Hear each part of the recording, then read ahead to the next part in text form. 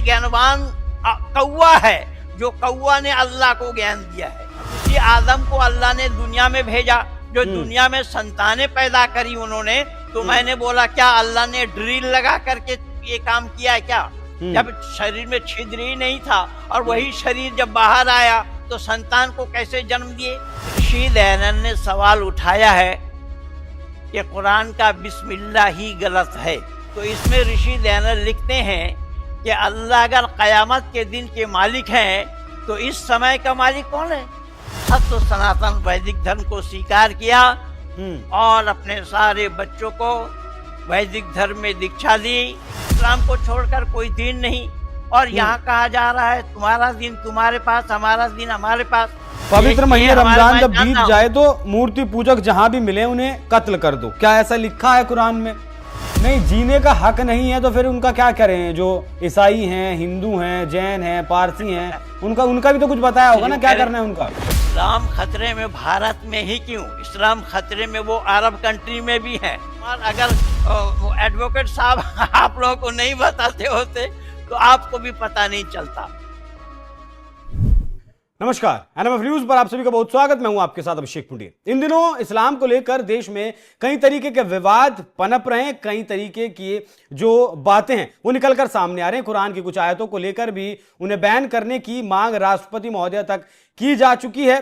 तो आज इस्लाम क्या है, क्या कुछ उसके पीछे की कहानी है, क्या वाकई में इस्लाम में जो कहा जाता है समुदाय विशेष के द्वारा कि पहले अक्षर से और आखिरी अक्षर तक जो आसमानी किताब में लिखा है वो बिल्कुल सही है, सच है, उसमें रिफॉर्म की जरूरत नहीं है, बदलाव की जरूरत नहीं है। तो इस्लाम क्या है, उसी को समझने के लिए आज मेरे साथ एक ऐसी शख्सियत मौजूद है जो मुस्लिम हुआ करते थे लेकिन साल 1983 में उन्होंने इस्लाम धर्म छोड़कर सनातन धर्म अपना लिया।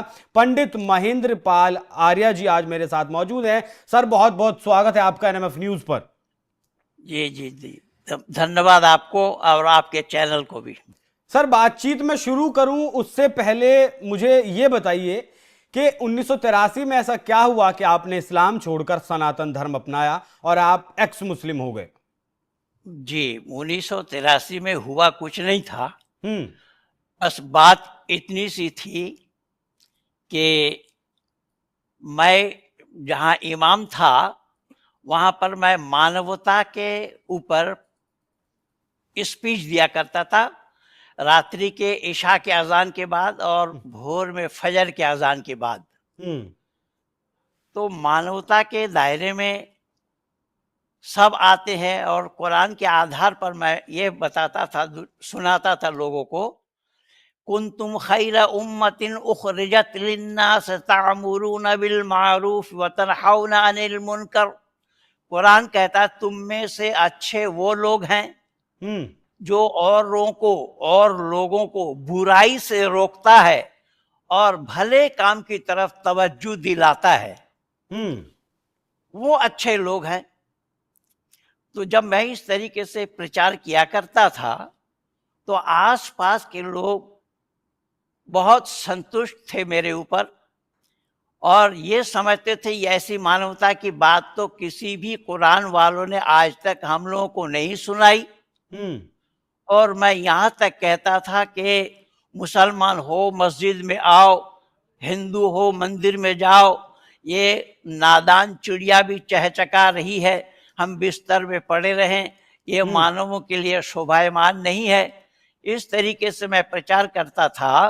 तो उसी गांव में बरवाला, मैं बड़ी मस्जिद में इमाम था। बरवाला ये है नसोली बरवाला और ये डॉक्टर सतपाल सिंह जी नसोली के हैं और मैं बरवाला, नसोली बरवाला दोनों एक ही जगह लगता है, उत्तर प्रदेश के बागपत में। हाँ, और ये बड़ौद के पास है, बिल्कुल बड़ौद से सटा हुआ है जी। तो डॉक्टर कृष्णपाल सिंह जी उसी गांव के थे वो। तो वो मेरे व्याख्यान सुना करते थे। मेरे व्याख्यान सुनने के बाद उन्होंने गुरुकुल में आने का मुझे निमंत्रण दिया। तो मैं गुरुकुल इंद्रप्रस्थ आया और वहाँ पर देखा एक दिन रह करके। तो वहाँ से मुझे एक किताब मिली। उस समय मैं हिंदी का हा तक नहीं जानता था। मैं उर्दू, अरबी, फारसी, बंगला, अंग्रेजी का पढ़ा हुआ आदमी। मैं हिंदी नहीं पढ़ा जो राष्ट्रीय भाषा है। और मैं मूल रूप से बंगाल का रहने वाला हूं, तो बंगाल में हिंदी का रिवाज बहुत कम है। ममता बनर्जी की हिंदी आप लोगों ने भी जरूर सुना होगा जी, कि कैसे टांग तोड़ हिंदी बोलती हैं वो। तो ये सत्यार्थ प्रकाश किताब मुझे मिली। तो इस सत्यार्थ प्रकाश किताब में ऋषि दयानंद ने इसके अंतिम समोल्लास में, 14 समोल्लास में कुरान की हूबहू आयतों को उठाकर रखा है। तो मुझे संदेह हुआ कि एक काफिर, देखिए जो वस्तु स्थिति मैं बता रहा हूं, एक सन्यासी हैं, ये काफिर हैं इस्लाम के नजर में, तो कुरान के साथ इनका क्या वास्ता पड़ा। तो उसी चैप्टर को मैं पढ़ने लगा।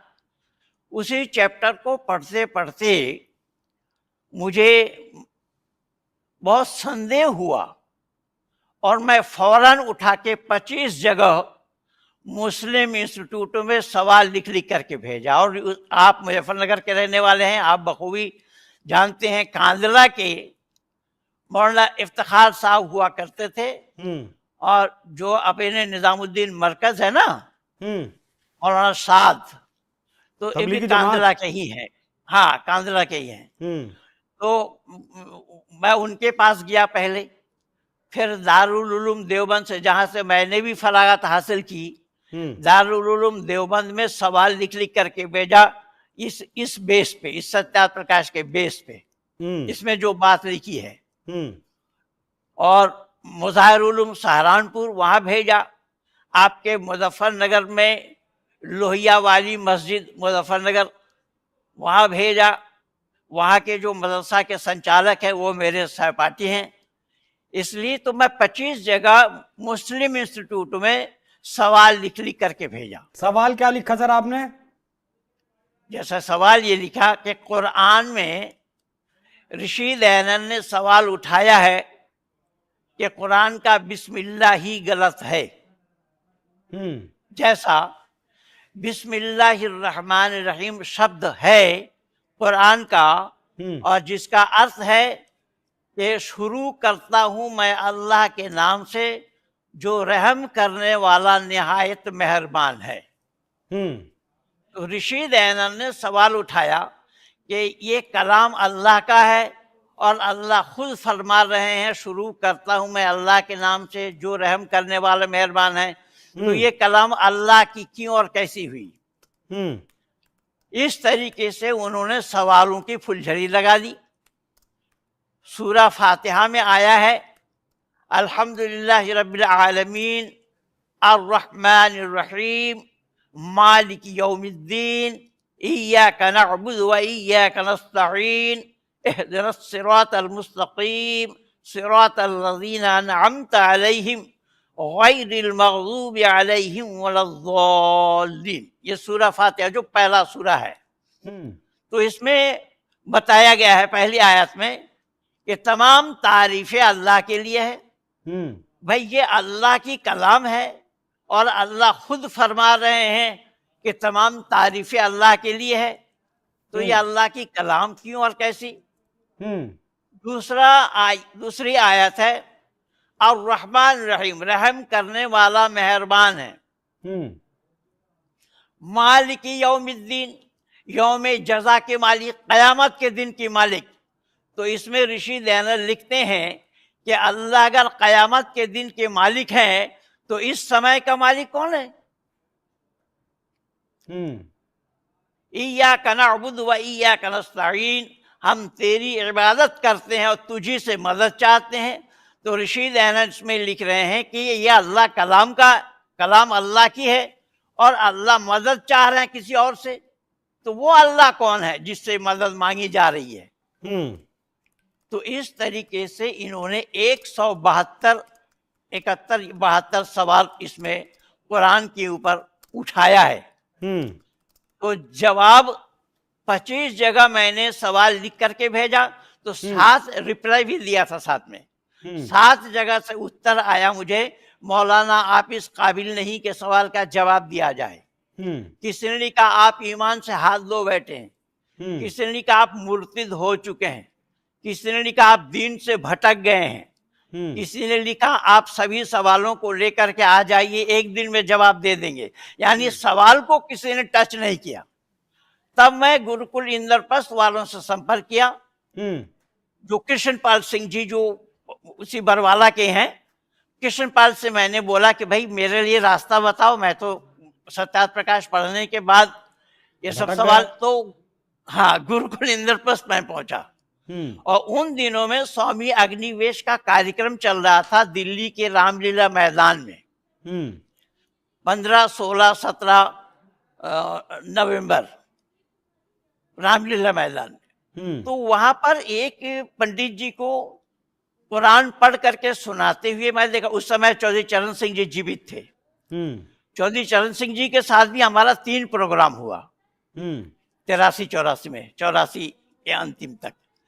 तो एक पंडित जी ने बोला, ये अय्युहन नबी जिहादुल कुफ्फार वल मुनाफिकून वगलुज़ अलैहिम, ऐ नबी हम तुम्हें ताकीद करते हैं तुम जिहाद करो काफिर और मुनाफिकों के खिलाफ। मैं तो हैरान था कि एक आर्य समाज के मंच से कुरान सुनाया जा रहा है। उस समय तक मैं नहीं जान पा रहा था कि मैं भी इसमें आ सकता हूँ। तो जब पंडित प्रोफेसर राम विचार नाम था उनका, तो प्रोफेसर राम विचार जी जब नीचे आए तो मैं उनसे मिला और मैंने उनसे कहा कि हुजूर आपने ये कुरान की आयत कहाँ से सीखी और कैसे सुनाई? तो वो बोले मैं आप जैसे दोस्त से मिलता, मैं भी उस समय ये अल्लाह का नूर लेकर के ही गया था मैं, टोपी वगैरह सब मैं उसी लिबास में ही था। तो बोले आप जैसे दोस्त से मिलता हूँ, सीखता हूँ, आप भी सिखाइए। तो मैंने उनको बताया कि मैंने ये किताब पढ़ी है और इस किताब से जो मेरे मन में सवाल आया, मैंने दारुल उलूम से लेकर के दारुल इफ्ता जहाँ जहाँ है, यानी यहाँ फतवा देने का अधिकार जिनको है, उन दारुल इफ्ता में मैंने सवाल लिख करके भेजा, लेकिन मुझे जवाब नहीं दिया। और सवाल के ऊपर में मैं अरबी में लिखा था, उन्जुर इला मा क़ाला वला तंजुर इला मन क़ाला, कि मैं कौन कह रहा हूं मुझे न देखें, मैं क्या कह रहा हूं उस पर विचार करें। लेकिन सवाल को किसी ने टच नहीं किया। तो सवाल को किसी ने टच नहीं किया तो फिर मैं वापस आया अपने बरवाला में और गुरुकुल इंद्रप्रस्थ के माध्यम से 30 नवंबर 83 को मैंने सत्य सनातन वैदिक धर्म को स्वीकार किया और अपने सारे बच्चों को वैदिक धर्म में दीक्षा दी। और उसी दिन से मैंने ये उपनयन धारण किया, जनेऊ धारण किया और गुरुकुल इंद्रप्रस्थ में आ गए। पहले क्या नाम हुआ करता था सर आपका? मौलवी महबूब अली। महबूब अली से आप महेंद्र पाल बने जी।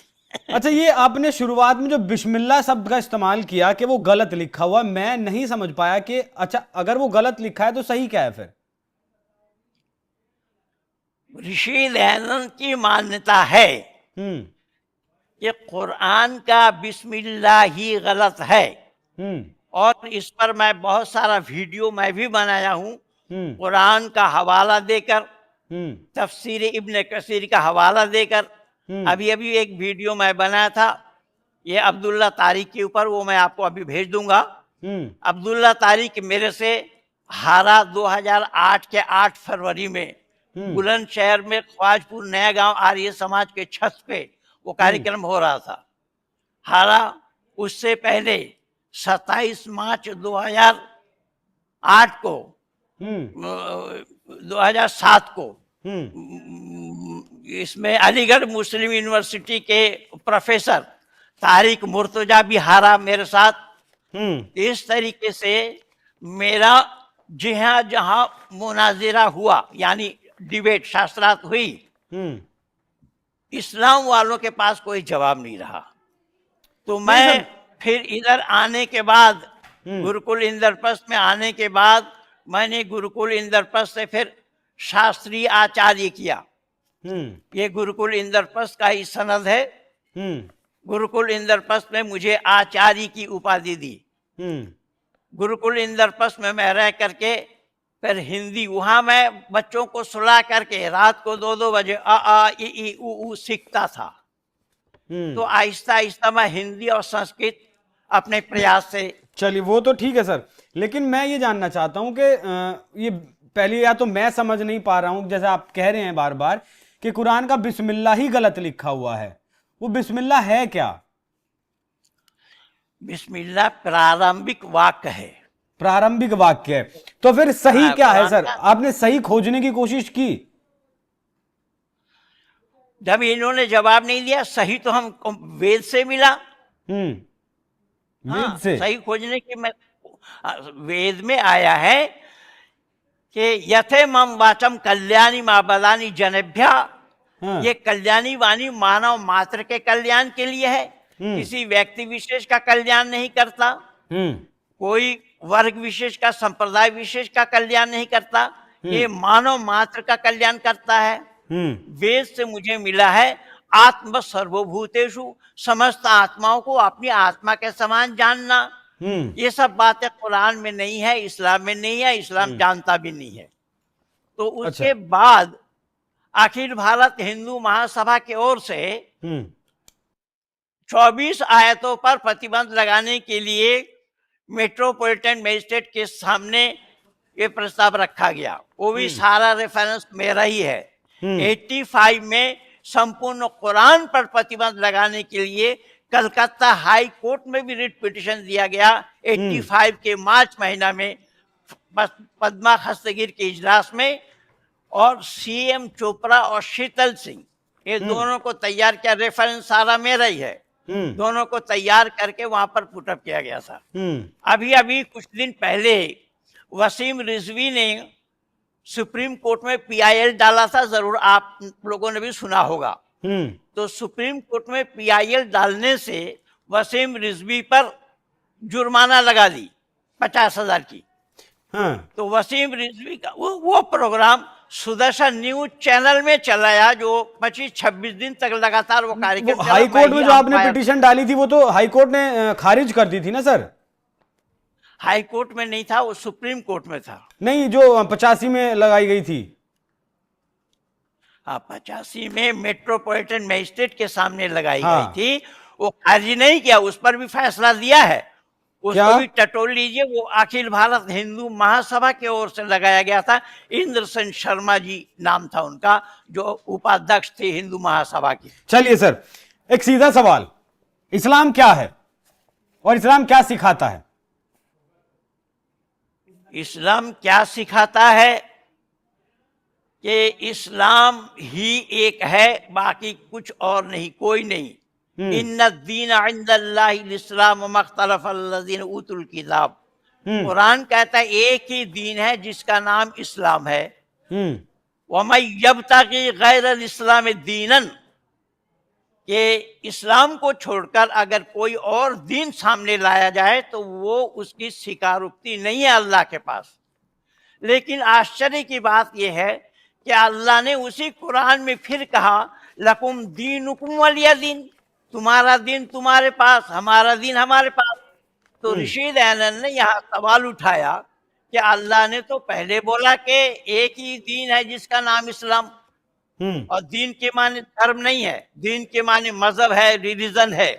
धर्म का पर्यायवाची शब्द भी नहीं मिलेगा, ना है किसी और के पास।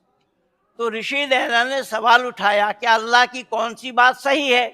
पहले तो बोला एक इस्लाम को छोड़कर कोई दीन नहीं, और यहाँ कहा जा रहा है तुम्हारा दिन तुम्हारे पास, हमारा दिन हमारे पास। तो अल्लाह को दूसरा दीन कौन सा याद आया? तो इस तरीके की बात है कि संपूर्ण इस्लाम जो है, इस्लाम केवल तालीमुल इस्लाम दे, केवल अपने को छोड़कर किसी और को नहीं जानता। इस्लाम कहता है हम ही हैं, हमारे सिवा और किसी को जीने का भी हक नहीं दुनिया में। एक कुरान की आयत है, ये हिंदू यूनाइटेड फ्रंट की तरफ से राष्ट्रपति को ये ज्ञापन दिया गया। 24 आयतों पर बैन लगाने की बात कही गई। इसमें पहली आयत है, ये भी पवित्र महीने रमजान जब बीत जाए तो मूर्ति पूजक जहां भी मिले उन्हें कत्ल कर दो। क्या ऐसा लिखा है कुरान में? बिल्कुल बाकायदा लिखा है। मदरसों में ये चीजें पढ़ाई जाती हैं? मदरसों में ये चीजें पढ़ाई जाएगी कि छोटी सी किताब है, और ये हिंदू फोरम वाले हमारे गुरु भाई हैं, वो स्वामी अपने अमर स्वामी जी के शिष्य हैं वो भी, और अमर स्वामी जी का शिष्य मैं भी हूँ। देखिए ये छोटी सी किताब है, तालीमुल इस्लाम इसका नाम है, और इसमें ये मौलाना किफ़ायतुल्लाह साहब की ये लिखी हुई किताब है। इसमें 4 भाग है, और इन चारों भागों में ये बताया गया है एक ही इस्लाम है, इस्लाम से बाहर कुछ नहीं। और ये हिंदू फोरम वालों ने जो लिखा है वो बाकायदा प्रमाण के साथ लिखा है, कुरान की आयतों का प्रमाण दे करके लिखा है। आप एक एक आयत बोलेंगे, मैं यहीं से उठा करके आपको दिखा दूंगा, कुरान से आपके चैनल में भी आ जाएगा। कुरान कट्टरपंथ सिखाता है?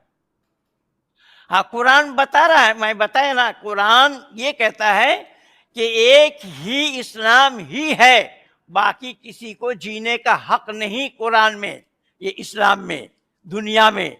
यही तो सिखाया है इन तालीमुल इस्लाम नामी किताब में। नहीं, जीने का हक नहीं है तो फिर उनका क्या करें? जो ईसाई हैं, हिंदू हैं, जैन हैं, पारसी हैं, उनका भी तो कुछ बताया होगा ना, क्या करना है उनका? वो क्या, हाँ, इस्लाम स्वीकार करो, इस्लाम स्वीकार करो, वरना मौत के लिए तैयार रहो। हाँ।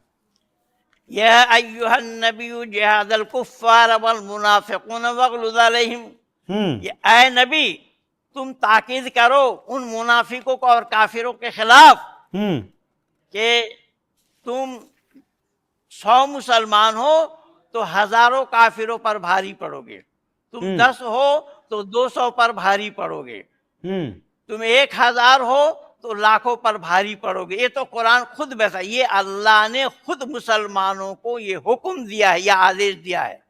आप जो हिंदू राइटर फोरम वालों के वो कागज जो दिखा रहे हैं वो अक्षरशः सही है, और अक्षरशः कुरान के प्रमाणों के साथ वो लिखी गई है। कौन सी किताब सर? जो आप दिखा रहे हैं। अच्छा, ये जो आयत, ये तो राष्ट्रपति के। हाँ, अच्छा सर ये बताइए जिहाद क्या है? जिहाद के माने इस्लाम को स्प्रेड करने के लिए जो लड़ाई लड़ी जावे, यानी इस्लाम के विस्तार में जो लड़ाई लड़ी जावे, उस लड़ाई का नाम जिहाद है। और वैसे जैसे नेता तो बहुत ज्यादा ये कि इस्लाम पे खतरा है फिलहाल मौजूदा वक्त में, बहुत सारे ऐसे नेता हैं जो खुद को ठेकेदार दिखाने के चक्कर में ये सारी चीजें बताते हैं। उसका असदुद्दीन ओवैसी पर मेरा कम से कम 8-10 वीडियो लगा हुआ है अपने चैनल में। ओवैसी इस्लामिक स्कॉलर नहीं है, वो बैरिस्टर है। वो इस्लाम का क्या जानता है? खाली टोपी पहनने से और दाढ़ी रखने से कोई इस्लाम जगत का आलिम हो जाएगा क्या? इस्लाम जगत के आलिम होने के लिए पिछले हिस्से में घट्टा पड़ता है, जैसा बंदरों का होता है, क्योंकि वहां कुर्सी टेबल की पढ़ाई नहीं है, वहां फर्श पे झूम झूम करके पढ़ाई है, फर्श पे बैठकर झूम झूम करके पढ़ना पड़ता है। तो उस पढ़ाई में ये सब बातें आती हैं। तो ये असदुद्दीन ओवैसी इस्लामी स्कॉलर नहीं है, वो जानता नहीं। असदुद्दीन ओवैसी को मैं कैसा फंसाया लिखेगा। बहुत पहले वो ये बताया था कि मैं वंदे मातरम नहीं बोलूंगा, कोई मेरे गले में छुरी भी चला दे फिर भी मैं वंदे मातरम नहीं बोलूंगा, वंदे मातरम की जय नहीं बोलूंगा, वंदे मातरम की जय नहीं बोलूंगा। तो उसी को मैं उसी के ही वीडियो से दिखा करके बताया कि असदुद्दीन ओवैसी साहब, आपने ये बोला है कि मैं वंदे मातरम की जय नहीं बोलूंगा, तो आप तो पहले बोल करके कह रहे हैं नहीं बोलूंगा, आपने बोल भी दिया और कह भी रहे हैं नहीं बोलूंगा। क्या मतलब हुआ? बोलने के बाद आप कह रहे हैं नहीं बोलूंगा, ये तो पहले बोलना चाहिए था। आप बोल रहे हैं वही बात, जिसको बोलना नहीं चाहते, तो फिर नहीं बोलूंगा का क्या तात्पर्य है भाई? जैसे बोलकर जो है बता रहे हैं और फिर कह रहे हैं बोलूंगा नहीं। हाँ। अच्छा सर, भारत में इस्लाम खतरे में है? इस्लाम खतरे में भारत में ही क्यों, इस्लाम खतरे में वो अरब कंट्री में भी है। वो सऊदी अरबिया में मक्का और मदीना जहां पर बसे हुए हैं, वहां पर भी तबलीगी जमात का प्रचार में प्रतिबंध लग गया। हम्म। तबलीगी जमात जो आपके पड़ोसी जो कांदला वाले हैं, इन कांदला वालों का ही सारा कारोबार है। तबलीगी जमात वाले निजामुद्दीन मरकज में, निजामुद्दीन थाना के पीछे वाली जो बिल्डिंग है वो निजामुद्दीन मरकज है, तबलीगी जमात की हेड वो ऑफिस तो है। दर्जनों और देशों में बैन है मौलाना, सर तबलीगी जमात तो। अरे भाई दर्जनों अन्य देशों में बैन हो वो तो अलग बात है, चीन में बैन हो अलग बात है। चीन में तो कुरान को गटरों में फेंका, कुरान पर आग लगाई गई, मस्जिद को शौचालय बनाया गया, और देशों में बैन हो अलग है। लेकिन मैं कह रहा हूं कि अरब कंट्री में ही बैन है तबलीगी जमात पर। अब इस्लाम वाले खुद सोचे इस्लाम खतरे में है या नहीं है। भारत में क्या खतरा है? भारत में तो वो धड़ल्ले से प्रचार कर रहे हैं, सारा काम इस्लाम वालों का हो रहा है। अगर खतरा है तो उन देशों में है जहां पर इनको प्रतिबंध, इन पर प्रतिबंध लगाया, जहां पर इन पर बैन लगाई। अच्छा सर, मेरी ना कई एक्स मुस्लिमों से भी बात हुई। एक एक्स मुस्लिम साहिल हैं, उनसे भी मेरी बातचीत हुई थी। आज मैं आपसे बात कर रहा हूं, तो ये जो चीजें आपको समझ आती हैं कि कुरान में जो लिखा है वो कट्टरपंथ सिखाता है, वो सही नहीं लिखा है, या फिर जो भी आप लोग समझते हैं वो और लोगों को क्यों समझ नहीं आता? तो और लोग समझने का प्रयास करेंगे तो भी समझेंगे ना। वहां तो अल्लाह ने मना किया है, हदीस में आया है कुल्लु मा जाअ बिर्रसूल मिन इंदिल्लाह, रसूल ने जो बतलाया अल्लाह के तरफ से उसको बगैर छानबीन किए उसको मान लेना। इस्लाम है सरेंडर टू अल्लाह। कुरान कहता ज़ालिकल किताब ला रैब फी, कोई शक व शुबा की गुंजाइश नहीं इस कुरान के अंदर। अगर उसमें शक हो तो भी शक नहीं कर सकते। अब शक कैसे हो, तो मैं एक प्रमाण आपको दे रहा हूं। प्रमाण ये है, सूरा बकर में ऐसे कुरान भरा पड़ा है और इसी पर ही मेरा 42 वर्षों से काम चल रहा है। मुझे आग 1-2 दिन नहीं 42 वर्ष हो गया है। ये जो एक्स मुस्लिम आप देख रहे हैं ना, ये लीक मेरा ही बनाया हुआ है। तो आज से 42 वर्ष पहले इस काम को मैंने जोड़ा था। उस समय कोई नहीं जानता था क्या है क्या नहीं है। लेकिन ये जितने भी एक्स मुस्लिम हो रहे हैं ये सब नास्तिक हैं, इनको धर्म से कोई वास्ता नहीं। लेकिन मैंने जाना कि धर्म मानव मात्र के लिए एक होता है, अनेक नहीं। जिस दिन मेरा शुद्धिकरण हुआ, जिस दिन मेरा ये उपनयन हुआ, तो मैं अपनी सबसे पहले वक्तव्य में भी यही कहा कि मैं धर्म नहीं बदल रहा हूं, धर्म बदला जाना संभव नहीं है। धर्म मानव मात्र के लिए एक है और वो है सत्य सनातन वैदिक धर्म। मैं समाज छोड़ रहा हूं, मुस्लिम समाज को छोड़ करके मैं सत्य सनातन वैदिक धर्म को स्वीकार कर रहा हूं। तो इस्लाम क्या है सर फिर? अगर धर्म सिर्फ एक है सत्य सनातन, तो इस्लाम क्या है? इस्लाम मत है, मजहब है, रिलीजन है। देखिए मैं अभी विदेश में था तो वहां पर एक मित्र ने, अभी नहीं बल्कि 2006 से मैं गया कई बार, तो वहां पर एक ने बोला कि I converted for my religion, कि मैंने अपना रिलीजन को कन्वर्ट किया। मैंने कहा क्या था आपका रिलीजन? तो बोले मैं पहले ईसाई था। मैंने कहा अब क्या है? बोले अब मैं बौद्धिस्ट हूं। मैंने कहा आपने रिलीजन बदला है? बोले हाँ। मैंने कहा धर्म तो नहीं बदल पाए, धर्म कहाँ बदले आप, धर्म कहाँ है? तो बोले मैं तो रिलीजन माने धर्म कहता हूं। मैंने रिलीजन माने होता है संप्रदाय, रिलीजन माने धर्म नहीं होता।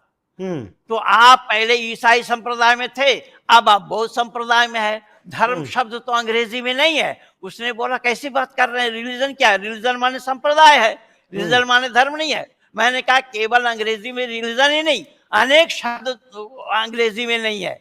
जैसा मैंने कहा कि आपके भाई बहन हैं? बोले हाँ। मैंने कहा बहनें शादीशुदा हैं? बोले जी। मैंने कहा उनके पति को आप क्या कहते हैं? बोले उनके पति को हम ब्रदर इन लॉ कहते हैं। मैंने वो आपको क्या कहता है? बोले वो भी हमें ब्रदर इन लॉ कहता है। तो मैंने कहा कि मैं कैसे जानूंगा कि वो आपके बहनोई हैं या आप उनके बहनोई हैं? वो जो बोल रहा है आप भी वही बोल रहे हैं। और हमारे यहाँ वैदिक संस्कृत में जी जा जी ये शब्द है, लेकिन आप ये जानते नहीं है। तो उन्होंने फिर पूछा तो फिर संस्कृत में क्या खूबी है? मैंने कहा संस्कृत की एक खूबी मैं आपको बता रहा हूं। जैसा मैं विद्यालय जा रहा हूं, आप अंग्रेजी में क्या बोलेंगे? बोला I am going to school. तो मैंने कहा अगर मैं ये कहूं कि गोइंग टू IIM स्कूल, बोले गलत होगा। मैंने कहा किस दृष्टि से गलत होगा? बोले ग्रामर की दृष्टि से गलत होगा। मैंने कहा इसी एक वाक्य को मैं दे रहा हूं, इसी को अगर मैं संस्कृत में बोलूंगा कि मैं विद्यालय जा रहा हूं, तो संस्कृत में बोलना पड़ेगा अहम विद्यालयम गच्छामि, मैं विद्यालय जा रहा हूं। अब कोई ये कहे कि गच्छामि अहम विद्यालयम, तो भी ग्रामर की दृष्टि से कोई गलती नहीं है। कोई ये कहे कि विद्यालयम गच्छामि अहम, तो भी संस्कृत की दृष्टि से कोई, यानी ग्रामर की दृष्टि से कोई गलती नहीं है। यानी 3 सेंटेंस यहाँ पर आगे पीछे करिए तो ग्रामर की दृष्टि से कोई गलती नहीं है। मैंने कहा ये खूबी केवल संस्कृत में है, आप कहां से पाओगे? ये बड़ी नई चीज बताई सर आपने, आज पहली बार इस चीज का हमने भी जो है गौर किया, जो आपने ये संस्कृति खूबसूरती को बताया है। चलिए अभी जी भाई साहब, मैं आज 42 वर्षों से कूद रहा हूं। मैं आपको सच्चाई बताऊं, मौलाना जितने भी हैं मेरे सामने आने के लिए तैयार नहीं है। मौलाना अरशद मदनी मेरे सामने नहीं आए। सुदर्शन न्यूज चैनल में 13 दिन प्रोग्राम चला, उनका पुतला रख करके सामने 13 दिन प्रोग्राम चलाया गया। वसीम रिजवी के PIL पर जब वो 26 दिन तक लगातार कार्यक्रम हुआ, रोजाना मौलाना लोग आते रहे, लेकिन मैं किसी को टिकने नहीं दिया, ना वो जवाब दे पाए। एक सारा मेरा काम किया हुआ है, मेरा प्रैक्टिकल किया हुआ है ये सारा काम, पर आप लोगों को ये जानकारी नहीं है। इसलिए हमारे भाई अश्विनी कुमार, अगर एडवोकेट साहब आप लोगों को नहीं बताते होते तो आपको भी पता नहीं चलता। मैं बहुत दिनों से काम कर रहा हूं, और सुदर्शन न्यूज चैनल, देखिए जाकिर नाइक का पर्दाफाश मेरा ही कार्यक्रम है। जाकिर नाइक का पर्दाफाश सुदर्शन न्यूज चैनल में ही मेरा कार्यक्रम है। 2003 में मैं उसको घेरा। उसका एक फोल्डर है the similarity between Hinduism and Islam. मैंने कहा हिंदुइज्म एंड इस्लाम में सिमिलरिटी कहाँ है, तुम ये दिखाओ। इस्लाम में एक स्त्री एक पुरुष से दुनिया बनाई गई, और वेद में बताया असंख्य जीव पैदा हुए, स्त्री और पुरुष जमान पैदा हुए। जैसा आकाश में सितारा है इतने पैदा हुए। एक स्त्री और एक पुरुष से दुनिया बनी, तो वहां पर भाई बहनों में शादी हुई। लेकिन उसमें कितना गप देखिए, ये इस्लाम वालों की मान्यता है कि जन्नत में, ये देखिए आपको ये सारा प्रमाण दिखा रहा हूं। ये डॉक्टर जाकिर नाइक मेरे पास हारा हुआ है, 3 बार समय दे करके मेरे पास नहीं आया, और ये बाकायदा मेरे नाम से ये पत्र भेजा है। देखिए, पंडित महेंद्र पाल आर्य समाज, आर्य नगर, पहाड़गंज, नई दिल्ली 110055। लिखा है इस पत्र में?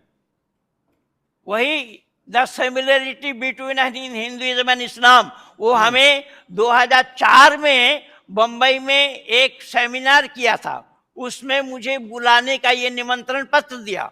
तो उसको बुलाने का काम क्यों बना? मैं उसका विरोध किया था कि भाई तुम सिमिलरिटी बता रहे हो, ये सिमिलरिटी कहाँ है?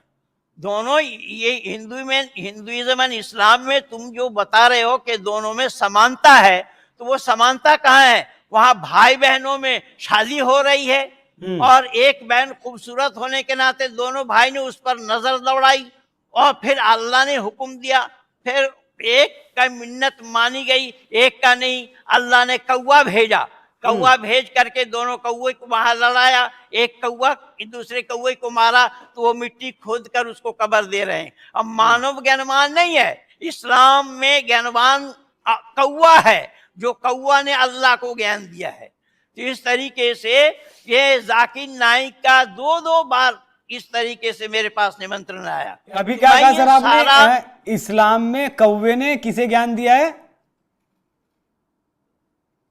वो आप इसका मतलब सुन नहीं पाए। जी जी जी। हजरत आदम को जन्नत में पति पत्नी को रहने के लिए दिया, और खूबी की बात देखिएगा, इस्लाम वालों की मान्यता है कि जन्नत में खाया पिया जाएगा, वहां पर खाने पीने के लिए दिए जाएंगे, लेकिन शरीर से निकालने के लिए कोई मसला नहीं है, यानी मल मूत्र करना नहीं पड़ेगा। अब शरीर बना कैसे? जबकि ये शरीर 8 चक्र 9 दरवाजा है, तभी इसका नाम अयोध्या पड़ा। इसके 9 छिद्र हैं शरीर में, 2 कान के, 2 आंख के, 2 नाक के, 1 मुंह के और मलमूत्र का, ये 9 छिद्र है, इसका नाम शरीर है। और बिना दरवाजा के जन्नत में खाए पिए आदम पति पत्नी, लेकिन रफा हाजत करने की आवश्यकता नहीं हुई, मलमूत्र करने की आवश्यकता नहीं। और उसी आदम को अल्लाह ने दुनिया में भेजा, जो दुनिया में संतानें पैदा करी उन्होंने। तो मैंने बोला क्या अल्लाह ने ड्रिल लगा करके ये काम किया है क्या? जब शरीर में छिद्र ही नहीं था और वही शरीर जब बाहर आया तो संतान को कैसे जन्म दिए? और संतान को जन्म दिए जोड़ा जोड़ा, एक बेटा एक बेटी, एक बेटा एक बेटी, एक बेटा एक बेटी, इसी तरीके से 80 बार जनी आदम पत्नी। तो बेटा बेटी जो जनी, तो भाई बहनों में शादी हुई। तो एक बार जो पहला 6 लोग हैं यहाँ पर लिखे, 6 लोगों में ये चैन से नहीं रह पाए, 6 लोगों में ही अल्लाह लड़ा दिया। आदम पति पत्नी दोनों, और आदम के 2 बेटे 2 बेटी, ये 4, और ये पति पत्नी दोनों, 6 लोग हैं। उन 6 में से आदम के दोनों बेटे ने, एक बहन इनकी सुंदरी थी, उन पर नजर दौड़ाया। उसने बोला मैं शादी करूं इससे, उसने बोला मैं इससे शादी करूं। तो अल्लाह ने हुक्म दिया तुम दोनों मिन्नत मानो। तो मिन्नत, जिसको नजर भी बोलते हैं हम लोग, नजर मानो। तो एक की कबूल हुई, दूसरे की नहीं हुई। और ये कबूल करने वाला अल्लाह है, ना करने वाला भी अल्लाह है। तो जिसकी कबूल हुई वो अब इस बहन से शादी करेगा। तो बड़े उसने एक भाई को मार दिया, अब मार करके कंधे पे लिए घूम रहे हैं। तो अल्लाह ने 2 कौवा भेज दिया, 2 कौवा भेज करके दोनों कौवे को लड़ाया वहां पर। और एक कौवे ने दूसरे कौवे को मारा। उस कौवे को दफनाने के लिए कौवा मुंह से मिट्टी खोद कर उस कौवे को मिट्टी में दबाया। ये अल्लाह ज्ञान दे रहे हैं मानव को, आदम संतान को, हाविल और काबिल जिनका नाम था। तो इसी तरीके से ये सारा काम इनका गप के ऊपर ही निर्भर है, पूरा गप के ऊपर ही चलता है, ये सारा गप भरे हुए है। तो मैंने 2003 में जब इस डॉक्टर जाकिर नाइक को मैंने ये सवाल पूछा कि भाई सिमिलरिटी कहाँ है, जो सिमिलरिटी तुम बता रहे हो, हमारे यहाँ पर वैदिक संस्कृति में बेटे की शादी में माँ का 6 पीढ़ी बचाना पड़ता है। माँ के 6 पीढ़ी को छोड़ करके तब उस पीढ़ी में शादी कर सकते हैं। इसलिए हमारे यहाँ गोत्र मिलाया जाता है, आदि आदि बातें हैं वैदिक संस्कृति में। लेकिन यहाँ इस्लाम में दूध एक माँ है और दूध पिया है, बाप अगर 2 है तो भाई बहन उन दोनों में शादी हो सकती है। अगर बाप 2 है। आपके मुजफ्फरनगर आप बता रहे हैं यार, मुजफ्फरनगर तो ये घटना मशहूर रही है। एक इमराना नाम की लड़की ने, उसके पति ने तलाक दिया, फिर भाई के पास बिठाया, भाई के घर उसने भी तलाक दिया, फिर बाप के पास बिठाया। इमराना वाला कांड आपका मुजफ्फरनगर का ही है। जी जी जी जी जी। तो ये सारा इस्लाम का खेल है, ये इसी का नाम इस्लाम है। यही तो धन्यवाद दीजिए हमारे माननीय प्रधानमंत्री जी को कि 3 तलाक पर उन्होंने प्रतिबंध लगवाई। चलिए सर, आखिरी सवाल मोदी और योगी को लेकर, क्या वो जिस दिशा में चल रहे हैं सही दिशा में चल रहे हैं? हाँ बिल्कुल, एकदम सही दिशा में चल रहे हैं। मुस्लिमों का तो कहना है कि घोर विरोधी हैं मुस्लिमों के मोदी और योगी। हाँ, तो सच बात जो है ना वो कड़वी है, इसलिए सच बात को ये सुनना नहीं चाहती, इसलिए कड़वी बता रहे हैं। ये आप बता रहे हैं ना कि 91 वर्शिप बता रहे ना, तो ये बताए ना, ये संभल वाली जो घटना है वो मंदिर तोड़ करके मस्जिद बनाई गई थी या नहीं? तो इन लोगों ने संपूर्ण भारत भर में मस्जिद तोड़ करके ही मस्जिद बनाई है। और मस्जिद तोड़ करके मस्जिद जहां बनाई जावे उस मस्जिद में नमाज पढ़ना हराम है, कतई हराम है। अच्छा, दूसरी बात है, अब ये कह रहे हैं कि हमारा वक्फ की संपत्ति। अब देखिए यहाँ योगी आदित्यनाथ जो कुंभ लगा रहे हैं वहां पर वो भी कुंभ को भी वक्फ की संपत्ति बता दिया। संभल में भी 4 किलोमीटर का एरिया बता दिया वक्फ की प्रॉपर्टी। तो भाई वो वक्फ उसको कहा जाता है कि इनके बाप दादाओं ने, पूर्वजों ने इनके नाम जमीन कर गए, उसको वक्फ बोला जाता है। तो इनके बाप दादाओं ने इनके नाम जमीन कर गए, वो अगर वक्फ है तो पाकिस्तान जो लिया इन्होंने वो किसकी संपत्ति में लिया? वो संपत्ति किनकी है? बोले ना कोई इस्लाम वाले कि वहां वो पाकिस्तान की जो संपत्ति है, जहां जितने क्षेत्र में पाकिस्तान बनाई गई है, वो किसकी जमीन है? किसके जमीन पर पाकिस्तान बनाई गई है? तो फिर यहाँ क्या तुम बकवास कर रहे हो? ये वक्फी जमीन में, वक्फी जमीन क्या? वो जहां गंगा जमुना सरस्वती तीनों नदी का समावेश है, उसमें ही तुम्हारे बाप दादाओं ने गंगा को जमीन दे गए थे क्या? जो गंगा के किनारे तुम अपना जमीन बतला रहे हो, 25 बीघा या 52 बीघा, इस तरीके से ये केवल वितंडा करना चाह रहे हैं। इस्लाम का मतलब ही वितंडा, क्योंकि अल्लाह ने ही खुद बताया। आपके हाथ में जो हिंदू फोरम वालों की जो कागज है, उसमें एक एक आयत पर समीक्षा की हुई है, और वो सारा समीक्षा इसी सत्यार्थ प्रकाश की पुस्तक के आधार पर ही है। और जिन्होंने लिखा है, हिंदू राइटर फोरम वाले, वो हमारे गुरु भाई हैं, मैंने आपको पहले ही बताया। इसलिए उन्होंने जान करके लिखा है, अनजान में उसमें एक भी शब्द नहीं। अगर कोई उसमें से एक भी शब्द गलत दिखा दे, उसके लिए मैं आपको वादा कर रहा हूं कि उसके जिम्मेदार मैं होऊंगा, अगर उसमें एक शब्द भी गलत निकाल दे। ठीक है सर, बहुत बहुत धन्यवाद आपका। आपने इतने विस्तार से हमें जानकारी दी इस बारे में। हालांकि विषय अभी पूरे नहीं हो पाए, तो किसी और दिन मैं जरूर आपके साथ जुड़ूंगा, लेकिन फिलहाल की चर्चा के लिए आपका बहुत बहुत धन्यवाद सर। आपको भी।